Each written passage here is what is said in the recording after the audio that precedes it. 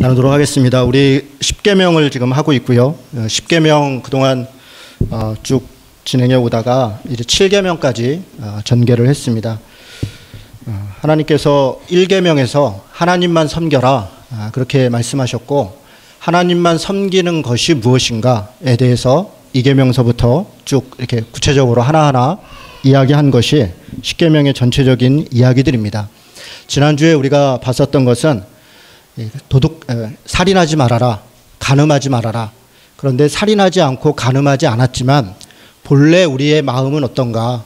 성경이 우리에게 이야기하는 것은 단지 사람을 죽이지 않고 다른 여인을 간음하지 않은 것만이 아니라 우리의 마음의 중심이 지금 어디에가 있는가? 사람을 어떻게 대하고 있는가?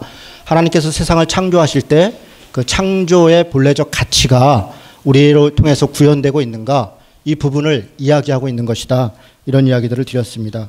오늘 우리가 생각해 볼 것은 8계명, 9계명, 10계명입니다. 도둑질하지 말아라, 거짓 증거하지 말아라, 내 이웃의 것을 탐하지 말아라. 이런 이야기입니다. 도둑질하지 말아라 이렇게 얘기하면 우리 대다수의 사람들은 다 도둑질 안 했죠. 누구 거 사실 빼앗은 적 별로 없습니다. 그래서 10계명을 우리가 읽을 때 사실 우리 가슴에 별로 와닿지 않습니다. 살인하지 말아라, 살인 안 했거든요. 간음하지 말아라, 간음 안 했거든요.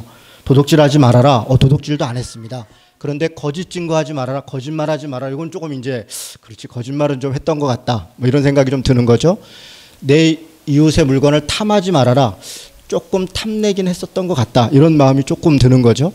그러니까 우리가 이렇게 문자적으로 성경을 볼 때 이 의미를, 원래 이 성경이 말씀하시려고 하는 의미를 보지 않고 문자적으로 보면 그래 그거 하지 않았어, 그래 그거 했어, 이렇게 생각할 수 있습니다. 도둑질하지 말아라, 어떤 의미가 있을까? 성경에서 우리에게 주신 재산은, 성경은 소유의 관점이 아니라 관리의 관점에서 우리에게 이야기합니다. 무슨 얘기냐 하면 우리에게 있는 모든 것 혹은 다른 사람에게 있는 모든 것은 그 사람의 것, 내 것이 아니라 사실 하나님의 것인데 하나님께서 우리에게 맡기셨다는 것입니다. 그래서 우리 스스로에게 있는 어떤 것들이 내게 아니라 하나님의 것이다. 나는 단지 관리하는 자이다. 내게 소유권이 있는 게 아니라 나한테는 관리권만 있다. 이렇게 생각하는 것, 그게 청지기 정신입니다. 성경에서 우리 그리스도인들에게 재물에 대해서, 물건에 대해서 생각할 때 우리에게 가졌으면 하는 생각이 바로 이런 것입니다. 내 것이 아니다, 하나님 것이다. 또 그래서 타인에 대해서도 하나님이 그에게 맡기신 것을 존중하는 것, 하나님의 것을 존중하는 것, 그런 자세로 타인의 물건을 대해라, 그렇게 이야기하고 있습니다. 성경에서 다른 사람의 것을 부지중에, 그러니까 잘 모르고 혹시 가져왔거나 혹은 알고 가져왔거나 이렇게 도둑질을 하면 반드시 배상하게 되어 있습니다. 그냥 적당히 넘어가는 법이 없습니다. 레위기나 민수기에서는 성내 물건에 관련돼서 부지중에 다른 물건을 가지고 왔으면 그것에 대해서 5분의 1을 더해서 갚아라, 이렇게 되어 있습니다. 그러니까 20%를 더해서 갚으라는 겁니다. 그래서 반드시 자신이 가지고 온 것에 대해서는 그 대가를 치러야 된다, 이렇게 얘기합니다.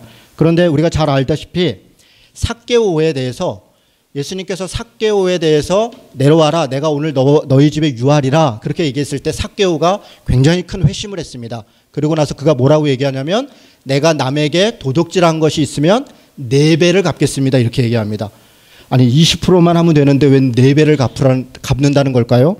출애굽기 22장 1절이나 출애굽기 22장 1절에는 만약에 다른 사람 소를 가지고 오면 5마리로 갚아라, 이렇게 되어 있습니다. 5배를 갚아라. 양을 가지고 오면 4마리를 갚아라, 이렇게 되어 있습니다. 그러니까 소는 5마리로 갚고 더 큰데 더 많이 갚으라고 그런 것 같고요. 양은 4배로 갚아라. 어떤 이유인지 모르겠지만 5배는 아니고 4배로 갚는 것을 그 이후로, 이거는 고의적으로 도둑질해 온 것이죠.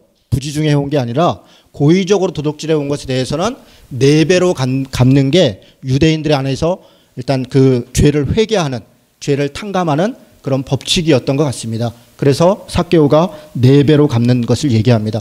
여러분, 하나 100만 원 훔쳐오면 4배로 갚아야 되는 겁니다. 만약에 이렇게 엄청난 그 죄를 묻는다 그러면 도둑질하는 거 쉽지 않겠죠. 아마 많은 사람들이 내가 죄라고 생각하지 않고 갚아야 된다 생각하지 않으니까 도둑질을 할 겁니다. 4배로 갚아야 된다 이러면 아마 처음부터 가지고 오지 않을 가능성이 높습니다. 마틴 루터는 도둑질하는 것에 대해서 조금 더 넓게 설명을 합니다. 시장이나 상점이나 술집이나 직장 등 사업을 하고 상품과 노동의 대가를 지불하는 모든 곳에서 남을 속이는 일체의 행동이 도둑질이다. 여러분, 이게 이 웨슬레드가 한 말도 아니고요. 무슨 막스가 한 말도 아니고요. 마틴 루터가 한 말입니다. 뭐라고 얘기하는 겁니까? 시장, 상점, 술집, 직장, 우리의 경제적으로 이루어지는 모든 곳에서 상품과 노동의 대가를 지불하는 그런 모든 곳에서 남을 속이는 일체의 행동을 하는 것, 그게 도둑질이다.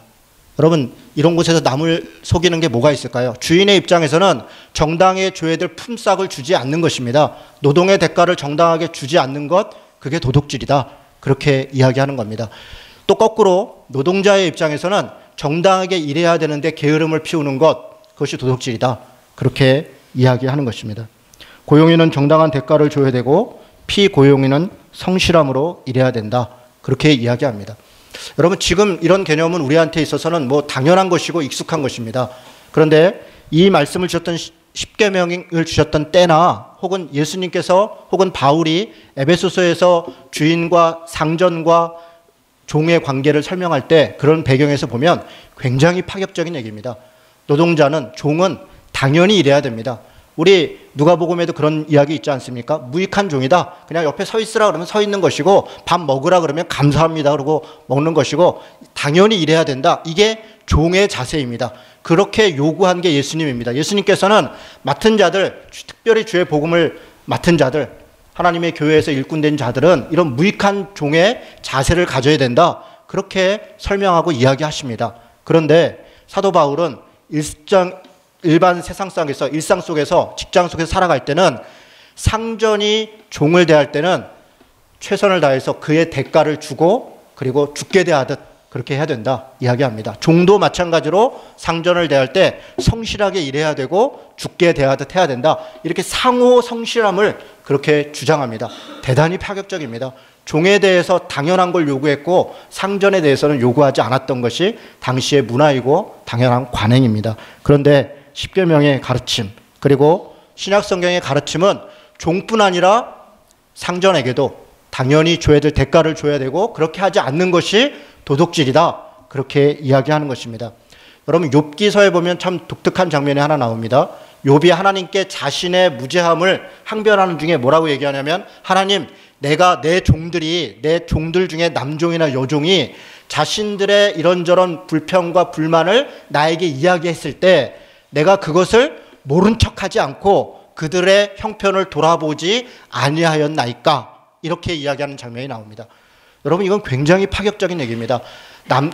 남종뿐 아니라 여종도, 당신의 여자는 당연히 사람으로 인정하지 않을 때 남종이든 여종이든 자신이 부리고 있는 자기네 집에서 일하고 있는 자들이 어떤 형편의 불편함 때문에 그것을 주인에게 이야기한 것에 대해서 욥이 그것을 모른 척하거나 멸시하지 않고 그들의 형편을 들어주고 그들의 것들을 응당하게 조치를 해줬다. 그러니 하나님, 나도 좀 봐주십시오. 그렇게 이야기하는 게 욥의 고백입니다. 지금으로 얘기하면 노동조합 같은 것들이 생긴 겁니다. 노동자들이 자신들의 불편함을 집단적으로 한 명이 와서 얘기한 게 아닙니다. 남종과 여종들이 그렇게 표현하고 있습니다. 와서 주인에게 이런저런 게 불편하다 얘기했을 때 욥이 그렇게 했을 정도로 의로운 자다. 욥이 의로운 자다라고 얘기하는 것은 하나님을 정말 잘 믿어서 제사를 잘 드렸다. 거기서 그치는 것이 아니라 공평하고 정의로웠다. 그런 이야기들을 하고 있는 것입니다. 여러분, 우리가 누구 것을 우리의 현장에서 도둑질하고 있지 않은가 한번 돌아볼 필요가 있습니다. 구약성경에는 공정하지 않은 저울과 돼, 공정치 않은 저울과 되를 가지고 장사를 한 것에 대해서 도둑질한 것이다 이야기합니다. 현대적으로 얘기하면 어떻게 얘기할 수 있겠습니까? 정당하지 않게 지나친 가격으로 물건을 판 것에 대해서 도둑질했다 이야기할 수 있을 것입니다. 뭐 이런저런 사례들 다 얘기하면, 한마디로 얘기하면 부당 이득을 취하는 것에 대해서 도둑질한 것이다. 우리는 그렇게 생각하지 않는 것이죠. 가만히 있고 일하지 않았는데 갑자기 불로소득이 생겼습니다. 로또 같은 게 당첨된 겁니다. 이야, 이거 하나님이 축복하신 것이다. 이게 웬 떡이냐, 이게 웬 장땡이냐, 이거야말로 하나님의 뜻이다. 그렇게 했을 가능성이 높습니다. 그런데 성경은 그렇게 얘기하지 않는 것입니다. 부당하게 불로소득을 얻은 것은 내 것이 아니다. 그것은 도둑질한 것이다. 남의 것을 내가 가지고 온 것이다. 그렇게 얘기하는 것입니다. 여러분, 우리가 장난으로라도 뭐 로또를 사고 우리도 이렇게 얘기하다 보면 어떤 분이 이렇게 얘기합니다. 로또 맞아가지고 교회도 좀 짓고 선교도 하고 내가 그렇게 했으면 좋겠다. 여러분 전혀 그렇게 생각하지. 만약에 로또 맞아서 우리 교회에다 헌금한다 그러면 제가 돌려드립니다.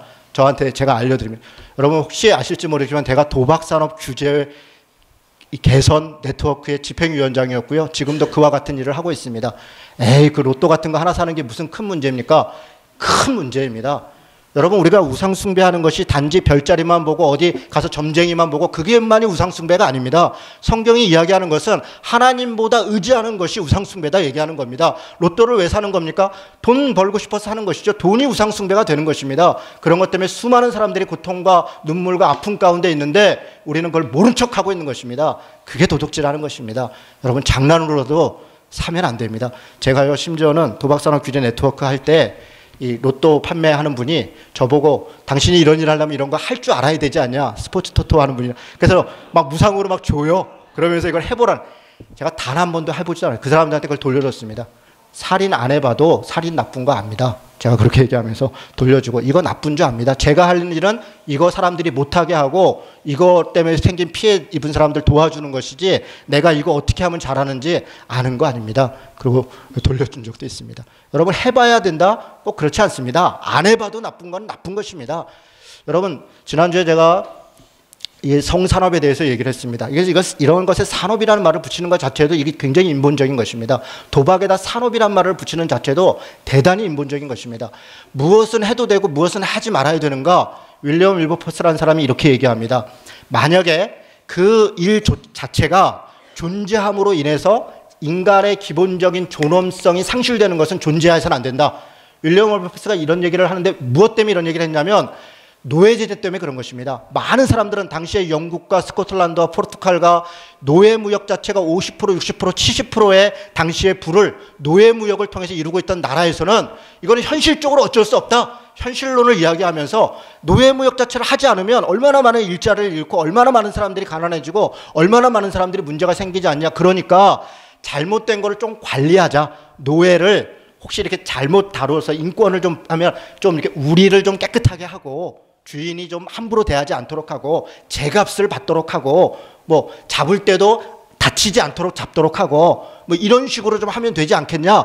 이것이 당시에 그래도 양심이 있다는 사람들의 주장이었습니다.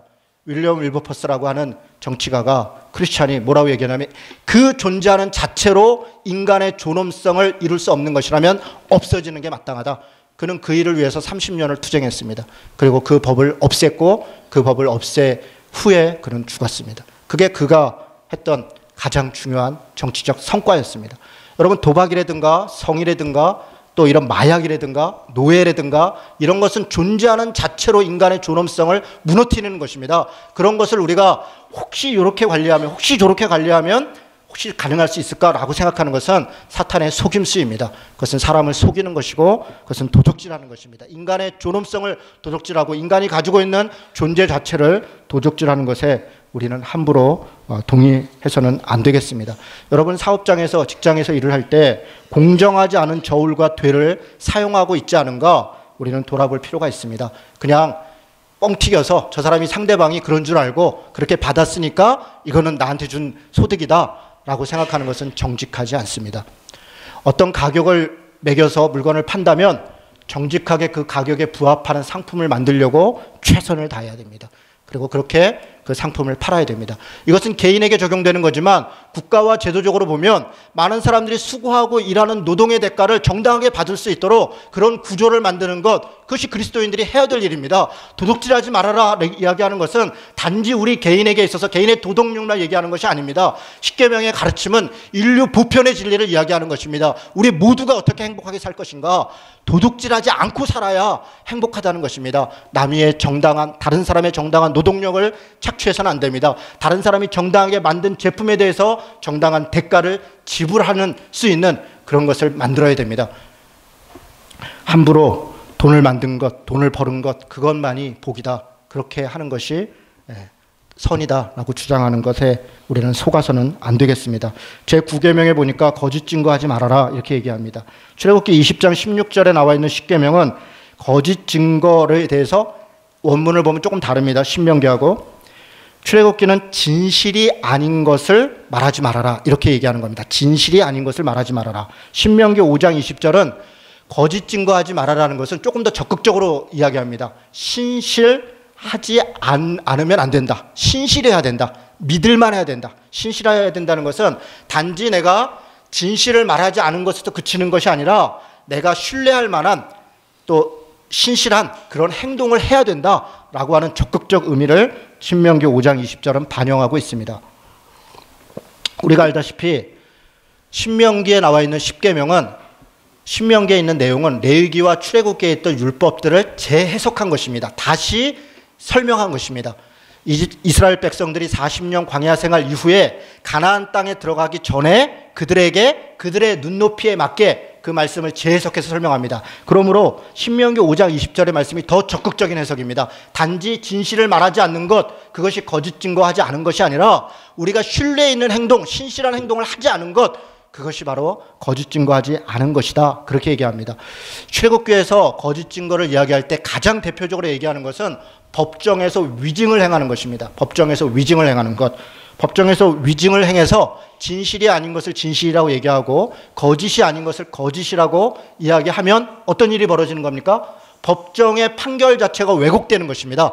그래서 죄인이 아닌 사람이 죄인이 되고 죄인인 사람이 죄인이 아닌 사람이 되는 그런 어처구니 없는 일이 벌어지는 것입니다. 그래서 우리 법정에서도 선서를 하고 위증을 하면 엄격하게 제한을 하고 그것에 대해서 죄를 묻습니다. 여러분, 위증의 문제 우리 스스로도 한번 돌아볼 필요가 있습니다. 우리가 어떤 사람에게 무엇을 증언할 때 우리가 진실을 말하고 있는가? 아니, 진실을 말하지 않는 정도가 아니라 사실은 정의를 말하고 있는가? 무엇이 옳은가? 무엇이 바른가? 무엇을 어떻게 해야 되는가? 라고 하는 신실함으로 우리가 다가가고 있는가? 우리가 그 모습을 성경이 우리에게 요구하고 있는 것입니다. 거짓 증거하지 말아라 라고 얘기하는 것 말 안에 그런 말씀이 우리에게 포함되어 있습니다. 정직하게 사는 것 우리 스스로도 이렇게 얘기합니다. 현실적으로 어렵습니다. 정직한 자가 손해봅니다. 그러니까 우리가 정직할 수 없습니다.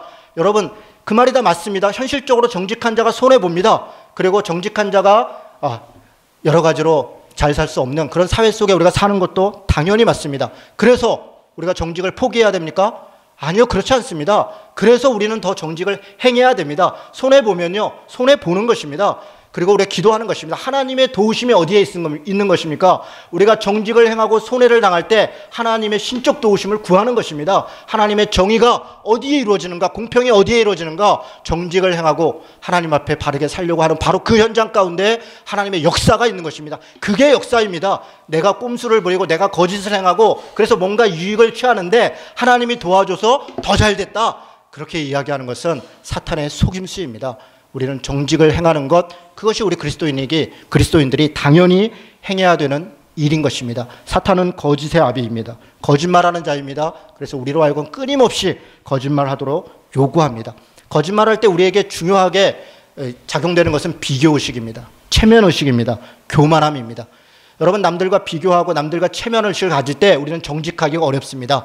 다른 사람들 앞에서 조금 남들이 이렇게 얘기하니까 나도 그렇게 얘기해야 내 체면이 서는 것처럼 느껴지는 것입니다. 다른 사람들이 어떠할 때 나도 그렇게 해야 나도 그 사람처럼 된다 생각하는 것입니다. 왜 정직할 수 없습니까? 비교의식에 사로잡혀 있기 때문에, 체면의식에 사로잡혀 있기 때문에. 왜 체면의식과 비교의식에 사로잡혀 있습니까? 인간적인 성공과 인간적인 무언가를 이루는 것이 그것이 하나님께서 주신 복이라고 착각하기 때문에 그렇습니다. 우리는 이렇게 얘기하는 것입니다. 어려움이 있었고 눈물이 있었고 버텼는데 그런데 나중에 보니까 이렇게 저렇게 잘 됐더라. 그게 하나님의 은혜였더라. 그렇게 간증하고 그렇게 얘기합니다. 여러분, 꼭 그렇지 않습니다. 인간적으로 잘 되는 것, 인간적으로 볼 때 부유한 것, 꼭 그것이 잘 됐다라고 얘기하는 것은 정말 인간적인 겁니다. 말 그대로 인간적인 것입니다. 우리가 많은 부분에서 전도할 때 이렇게 전도했습니다. 예수 믿는 나라가 잘 살더라. 그래서 이런저런 비교를 했습니다. 그래서 예수 믿으면 잘 살더라. 잘 산다는 것, 경제적으로 부강하다는 것, 그게 곧 하나님께서 주신 복이다라고 생각한 그거야말로 인간적인 것입니다. 지금은 어떻습니까? 지금은 오히려 예수 믿는 나라가 더 잘 살지 않습니다. 최근에 통계들을 보면요, 이슬람 국가들이 더 잘 살고요, 심지어 무교를 표방하는 나라들이 훨씬 더 잘 사는 그런 통계들이 봅니다. 그래서 더 이상은 예수 믿는 나라가 잘 산다 이렇게 전도할 수도 없습니다. 여러분 그런 속임에 우리가 속아서는 안 됩니다. 예수 믿으면 복 받는다. 그 복을 예수 믿으면 부자가 되고 예수 믿으면 박사가 되고 예수 믿으면 높은 자리에 앉고 그렇게 생각한다면 그러면 저 같으면 예수를 안 믿겠습니다. 왜 그렇습니까? 예수 안 믿는 사람이 훨씬 부자가 많고 예수 안 믿는 사람이 훨씬 박사가 많고 예수 안 믿는 사람이 더 훨씬 형통하고 권력 있는 사람들이 많습니다. 그것이 하나님께서 주신 복이라고 생각하는 것은 착각입니다. 오히려 우리 기독교인들이 그걸 추구했기 때문에 지금 저 국회에 많게는 카톨릭까지 70%가 크리스찬들입니다. 개신교인들만 보면 거의 45에서 50% 가까이 됩니다.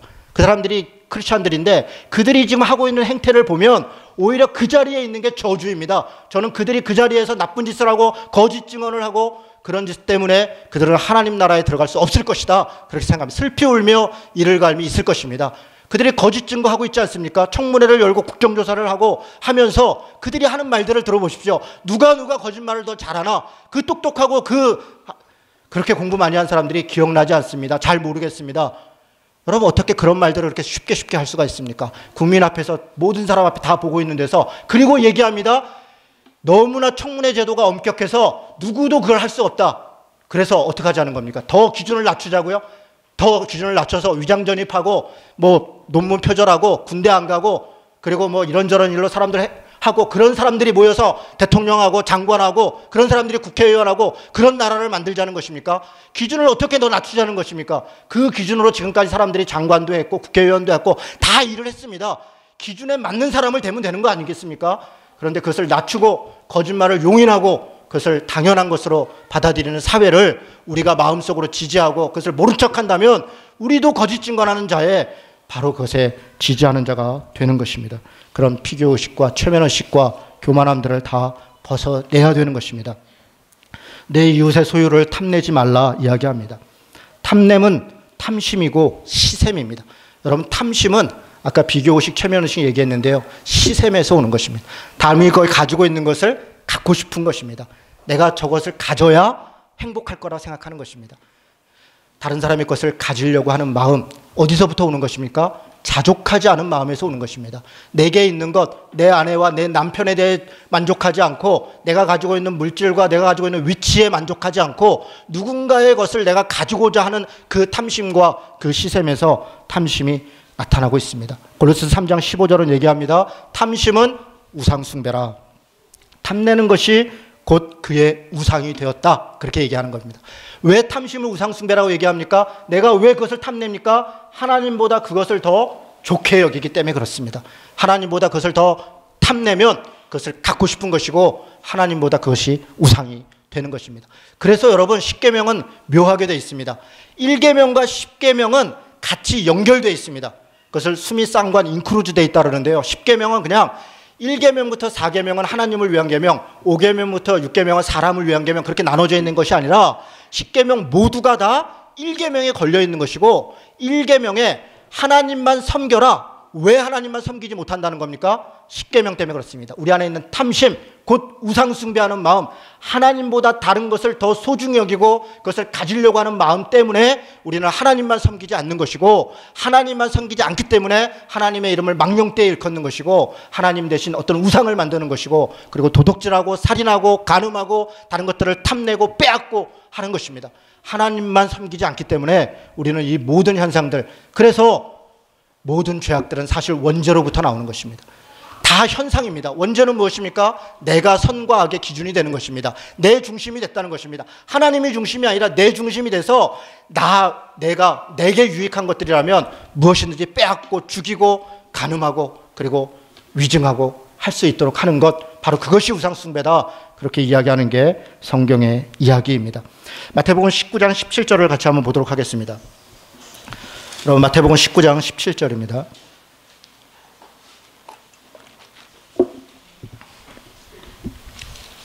마태복음 19장 17절부터 25절까지는 우리가 잘 아는 익숙한 말씀이 있습니다. 부자 청년이라는 의 고민, 이런 내용입니다. 어떤 사람이 16절에 보니까 19장 16절에 보니까 주께 와서 이르되 선생님이여 내가 무슨 선한 일을 해야 영생을 얻겠습니까? 이렇게 얘기했습니다. 그랬더니 예수님께서 내가 왜 나를 선하다 하느냐 이러면서 네가 잘 알지 않냐 이렇게 얘기를 합니다. 이걸 다 읽지 않겠습니다. 시간 때문에 저를 보십시오. 이 부자 청년은 부자입니다. 그리고 다른 복음서의 말씀에 의하면 관원입니다. 더군다나 젊습니다. 젊은데 돈도 많고 그리고 사회적 위치도 대단했더라. 뭐 여기 이렇게 홍기찬 자매들은 야 그런 최고의 신랑감인가 보다 생각이 들지도 모르겠습니다. 며느리를 봐야 될 분들은 야 사위를 봐야 될 때 그런 사람 어디 없나 찾을지 모르겠습니다. 부자이고 청년이고 젊은데 그리고 관원인데 이 사람이 자기가 이 땅에서 누리고 사는 것에 만족하지 않고 어떻게 하면 영생을 얻겠습니까? 라고 예수님을 찾아왔습니다. 대단히 겸손한 것입니다. 사실 그냥 자기 마음대로 살아도 아무 문제가 없지 않습니까? 그런데 예수님을 찾아와서 영생에 대해서 죽어서까지 관심을 갖습니다. 이 말은 사실은 겸손한 것 같은데 겸손이 아닙니다. 이 땅에 자신이 누리고 있는 것을 죽어서까지 누릴 수 있는 방법을 찾는 것입니다. 이 땅에 자신이 지금 가지고 있는 부, 자기가 가지고 있는 권력, 자기가 가지고 있는 어떠한 추대함, 이것을 나는 죽어서까지 갖고 싶은데 하나님, 예수님께 어떻게 하면 그렇게 할 수 있습니까? 예수님께서 물어봅니다. 당신이 유대인이고 그리고 이런저런 잘 알지 않느냐? 그러면 당신 하나님의 말씀을 지키면 되지 않냐? 유대인에게서 십계명을 지키는 것은 곧 하나님을 믿는 것이고 하나님의 율법을 행하는 것입니다. 그래서 하나님의 율법을 행했냐? 이렇게 물어봅니다. 네, 물론이요. 살인하지 않았습니다. 간음하지 않았습니다. 도둑질하지 않았습니다. 이것저것 하지 않았습니다. 이야기합니다. 예수님이 얘기합니다. 한 가지 더 이야기하겠다. 내 모든 것을 팔아 가난한 자들에게 나눠줘라. 그리고 너는 나를 따라라. 얘기합니다.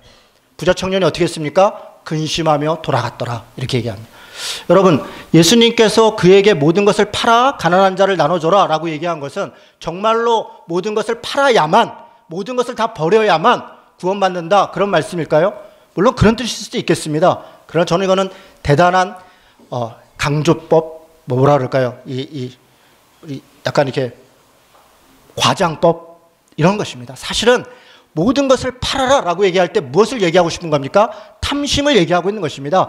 내가 다른 사람을 죽이지 않았습니다. 남의 것을 뺏지 않았습니다. 남의 것을 하지 않았습니다. 그렇게 이 젊은 사람은 그렇게 자신을 믿고 있는 것입니다. 자신이 다른 사람의 것을 빼앗지 않았다. 누구를 죽이지 않았다. 누구를 강간하지 않았다. 그렇게 믿고 있는 것입니다. 그러나 실제로 그 안에 마음에 탐심이 존재하고 있고 사실은 자기가 가지고 있는 부와 자기가 가지고 있는 권력의 많은 것들은 다른 사람의 것을 빼앗고 있는 것이고 다른 사람의 것을 죽이고 다른 사람의 일을 비참하게 하고 가지고 있는 것이라는 것을 모르고 있는 것입니다. 자신이 가지고 있는 것이 자기 스스로만의 노력이 아니라 수많은 사람들의 관계 속에서 자신에게 주어진 것이라는 것을 모르고 있는 것입니다. 예수님께서 그 지점을 지적하는 것입니다. 너의 탐심을 버려라. 너가 그 근본적인 것을 버리고 오직 하나님만 섬길 수 있다면 그러면 너는 영생을 얻을 것이다. 그리고 네가 가려고 하는 그 영생의 자리는 네가 가지고 있는 모든 것을 그대로 누리는 곳이 아니라 그것을 포기하는 자리이다 라고 하는 것을 이야기하는 것입니다. 그런데 부자 청년은 그냥 근심하며 돌아갔습니다. 그가 돌아가자 주위에 있는 사람들이 웅성웅성합니다. 많은 친구들이, 제자들이 뭐라고 얘기합니까? 아니, 저자가 구원받지 못한다면 도대체 누가 구원받을 수 있는가? 놀랍니다. 왜 그런 반응을 보입니까? 당시에는 부자이면 하나님의 복을 받은 것이다. 당시에 무슨 권력을 가지고 있으면 하나님의 복을 받은 것이다. 그렇게 생각했습니다. 하나님의 복을 받은 것이면 당연히 구원을 받은 것이다. 가난하면 하나님의 저주를 받은 것이다. 아프면 하나님의 저주를 받은 것이다. 안 되고 불편하고 가난한 것은 하나님의 저주를 받은 것이니까 당연히 지옥을 가는 것이다. 그렇게 생각했습니다. 그런데 그들의 사람들의 눈에 부자이고 당연히 하나님의 나라를 가야 되는 사람인데 그는 갈 수 없다. 부자가 천국 가는 것이 낙타가 바늘 들어가는 것보다 어렵다. 그렇게 이야기를 예수님이 하신 것입니다. 많은 사람들이 깜짝 놀라요. 그러면 도대체 누가 가느냐? 그들의 머릿속에는 가난한 사람들, 병든 사람들, 비천한 사람들은 하나님 나라 갈 수 있는 사람이 당연히 아니다 생각했습니다. 저들은 당연히 아니고 이들은 중에 갈 것인데 이들이 못 간다 그러니 도대체 그러면 누가 가냐? 여러분, 누가 가겠습니까? 누가? 예수님이 말씀하십니다. 26절에 예수께서 그들을 보시며 이르시되 사람으로는 할 수 없으니 하나님으로서는 다 하실 수 있느니라. 아멘. 이 말씀을 하시고 싶으신 것입니다. 여러분, 이 말씀을 우리가 잘 해석해야 됩니다. 부자인가 가난한 자, 그 중요하지 않다는 것입니다. 하나님만 섬기고 있는가? 하나님을 중심에 두고 살아가고 있는가? 바로 십계명의 말씀을 내 마음의 탐심을 버리고 그렇게 살아가는 자, 그가 구원을 받을 것이다. 이렇게 얘기하는 것입니다. 여러분, 이것이 그 말씀의 핵심입니다. 하나님을 믿는 자. 우리가 그렇게 노래하지 않습니까? 돈으로도 못 가요, 하나님 나라.